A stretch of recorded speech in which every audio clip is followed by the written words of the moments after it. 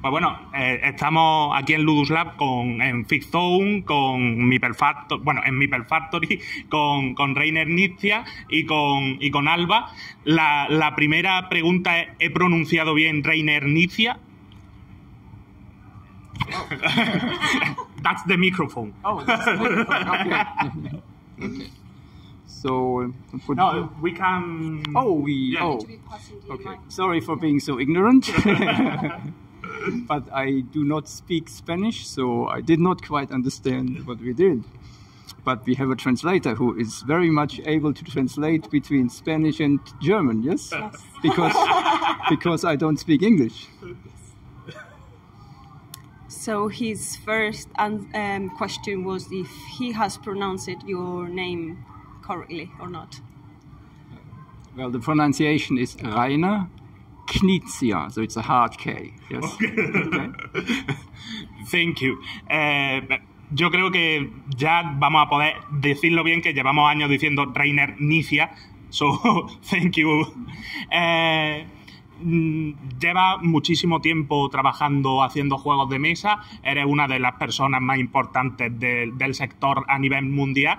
¿Cómo crees que ha cambiado el mundillo de los juegos de mesa desde que empezaste hasta el día de hoy? So you've been working in the board game industry for a very, very long time. He would like to know your opinion on how the industry has changed from the beginning till now. Well, life has taken lots of changes over the last 20, 30, 40 years. And of course, games are a picture and a mirror of life. So there have been many changes to the taste of the people, the players. Also, globalization has made the market much more international, have exchanges between the Anglo-American games and the Euro games. So there have been lots of things happening there. There are many more publishers today. There are many more novelties today. So it's a very, very exciting story. Of course, the digital games have come into play, which are now 80% of the market.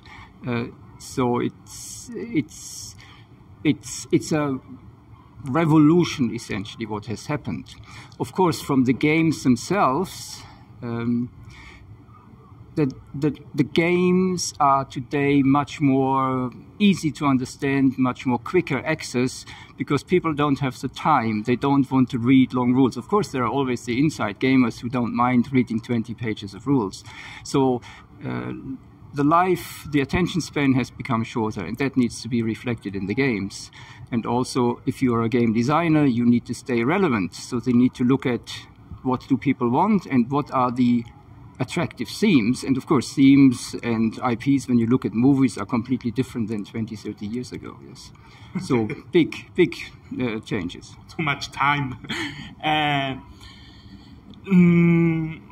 Él siempre dice que él es un diseñador que no entra en la parte editorial del juego. ¿Hay algún juego de los que se han publicado que le haya hecho especial ilusión, que le haya gustado especialmente cómo lo han editado? Es decir, ¿con qué aspecto, con qué temática lo han editado? He's asking that you are a designer, but the part of the publisher, you didn't do that. So he would like to know whether there is any design that you actually loved the result. I haven't quite understood the question. Okay, let me try that again. Okay. Then. So you don't dedicate to the publisher. Publisher, the editorial part, when you do the design, but the enterprise makes all the illustration, the thematic. Yes. There's any game that you do that after that the publisher do a special work that you loved it? Mm-hmm. I mean, the most important answer here is it is always a cooperation between the designer and the publisher to bring a perfect game out. And for example, if I go back a very long time, where we published Modern Art with the Hans im Glück publishing company very early in the 90s, the publisher made a very significant contribution because my original game had only one round. And then the publisher said it's too small, and then we came up with the idea of making 3 rounds, but not one round independent of the other, but the artists who are successful the first time have higher earning potential, but on the other hand, a lot of their cards and their paintings have already been played, so it's harder to get them through, and that really made the game. So with respect to game mechanics, the publishers not very often, but sometimes make a very significant contribution. Very often the publisher changes the theme, and that can sometimes also make a big impact. For example, the game Llama.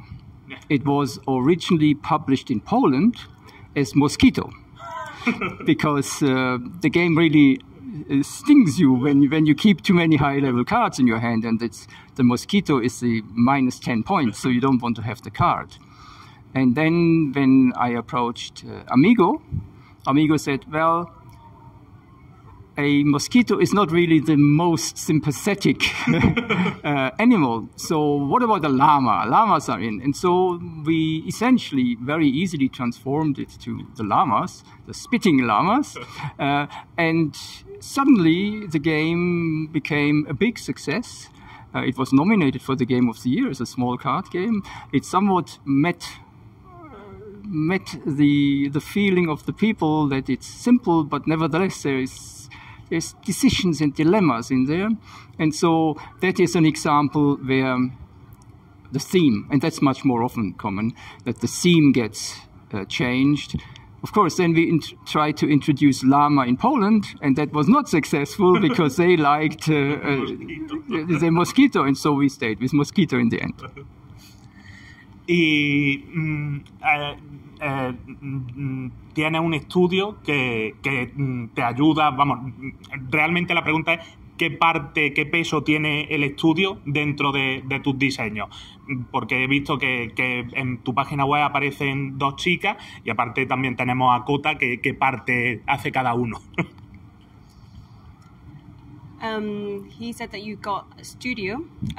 He would like to know how important is the studio in the art design and the illustrations?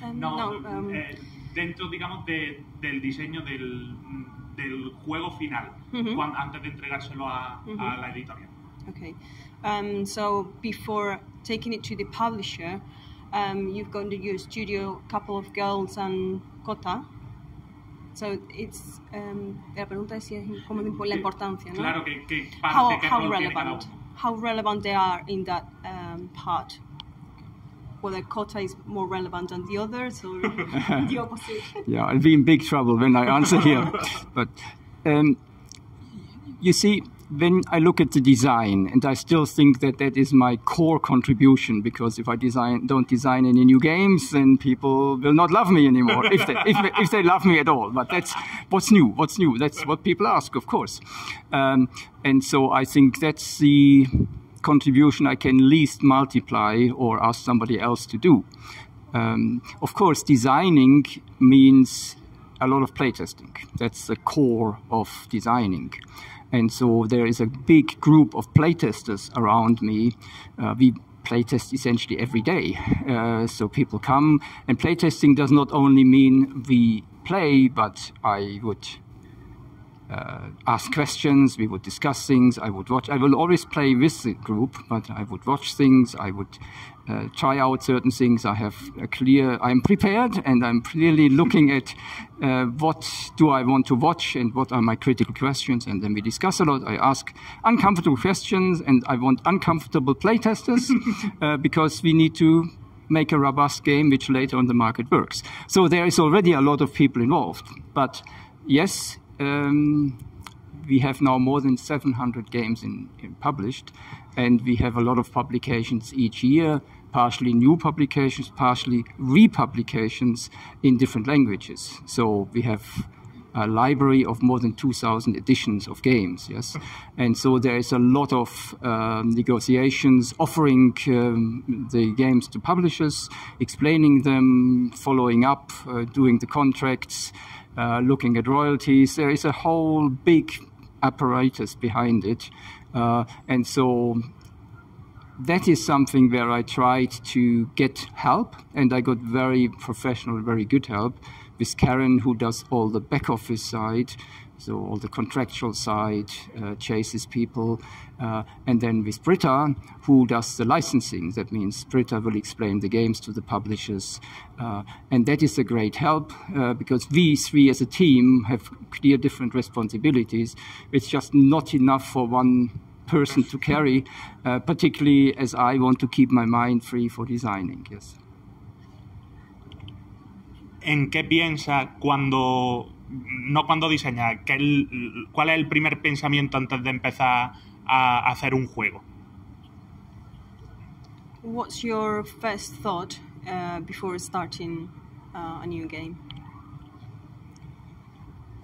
I'm not desperate for new ideas. It's more the curse of the new ideas, because it's not easy to have good ideas, but if you think about it and deal with games all day, and particularly if you look at games which you're currently developing, then there's an offspring and say, there's some other ideas. So the ideas are too many. The burden then is to transform a game idea into a perfect product. Takes a long time of thinking, of analyzing, of playtesting, redesigning, redoing. Sometimes it does not come out well. Hopefully it will come out well, and then it needs to be done as a proper prototype in the end and go to the publisher. So that is the whole life cycle. But back to the original question, I have the ambition to create innovative games. So I'm always looking for new entry points. Is there something new where I can start? Because that gives me the best chances to come out with something new. Game design is an art. It's not a science where you follow step by step in step. And so it's the relevance. The good sparking ideas 10 years ago are different from the good sparking ideas today. So it's understanding what's relevant for the people, watching people, what they play, what they read, what they do, and then trying to reflect that in a game. And that's the original idea, to say, does this fly? Do I think I can do something? So it can start with new idea for a theme. It can start with a new idea for materials, for a mechanism, new production possibilities which are now affordable in a game. So I like the challenges. So when somebody comes and say, I need something which looks like this and can only go there, and it's such a small thing, say, um Gottes Willen, in German, this is not doable. That's what I like, because it forces me to rethink and leave the trodden path. Comenta que es decir, el mundo de los juegos de mesa ha cambiado mucho en este tiempo. ¿Podrías decirnos un juego que consideres que en el pasado era un gran juego y que ahora no esté lo suficientemente valorado? It's about what we were talking before. If you consider that there were a board game in the past, there was such a big game, but today maybe your thoughts are different about it. Can you elaborate a little bit? Vale, dímelo otra vez. Un juego que en el pasado fuese un diseño muy accesible a la gente y que ahora pase más desapercibido. Es decir, como comenta que cada X tiempo la gente piensa en otras cosas y demás, ¿cómo cree que un juego que antes sí funcionaba y que ahora pues se le valore menos? Vale. So, as you were saying before, that the world is changing about board games. The games are before they were good. They are changing. They're not the same. So is there a board game that in the past was such a really, really good game, it was very elaborate, but today is not that relevant anymore? Yes, there are quite a number of them. I actually not sure if I have an example there because they go out of my mind. I would analyze them and I say, okay, I'm not convinced of this game in today's world, and therefore I just take them off my offer list. Yes. So I'm lucky that I created a number of classics in the 90s and early 2000s, which are still very much in demand until today. And then there are the forgotten ones, and some of them are rightfully forgotten. They were published and they are no longer, they were good at their time, as you say. That happens, that is kind of sad, but it's reality. And I'd rather then take them off the offer list rather than to try to press them somewhere into the market and people get disappointed. And it's all a matter of how much time do I have available, and I'd rather spend my time than with the many designs which I'm really enthusiastic about and where I think I can really make, hopefully, still groundbreaking contributions. That's my ambition to some of the games. You cannot do it with all of the games, but at least to some of the games. And the more time I invest, the better the chances. Y bueno, creo que vamos a ir acabando. ¿Hay algún juego que no sea un diseño tuyo que diría, ojalá este juego lo hubiese diseñado yo? Un juego suyo. Que no sea suyo, Vale. cualquier otro juego que le hubiese gustado a él diseñar. Y no vale el Monopoly porque ha dado mucho dinero. Is there any game that you have ever said, oh, I wish I have published this? That is not one of your games, obviously.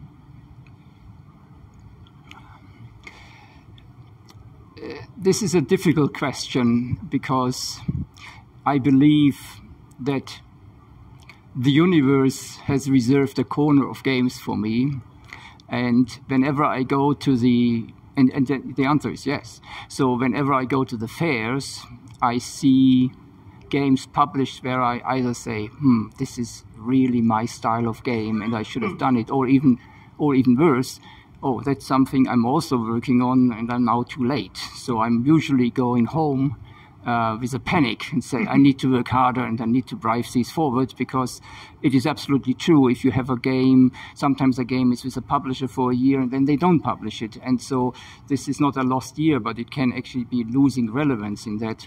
So with this respect, besides the inspiration I get from fairs and looking at published products, it's also the fear that people steal my ideas before I have them, you know? And it's, so yes, it's a big motivation, but you also have to see among the game designers, there's a big friendship. We all love the games, and if I know I cannot have all the successes and I cannot have all the good ideas, so I enjoy other people's ideas. And it's sometimes just saying, I should have been a quicker because I had it there as well. But on the other hand, one can be very wrong. You know, there is this minor game, Magic the Gathering. When Richard Garfield showed me this game before it was published, and when I visited him in Seattle, I told him this is not going to fly. It's too complicated. Nobody will understand it. It's not going to make it. So I was a bit wrong. I still believe it can't make it. Y para terminar, ¿podrías decirnos qué juego que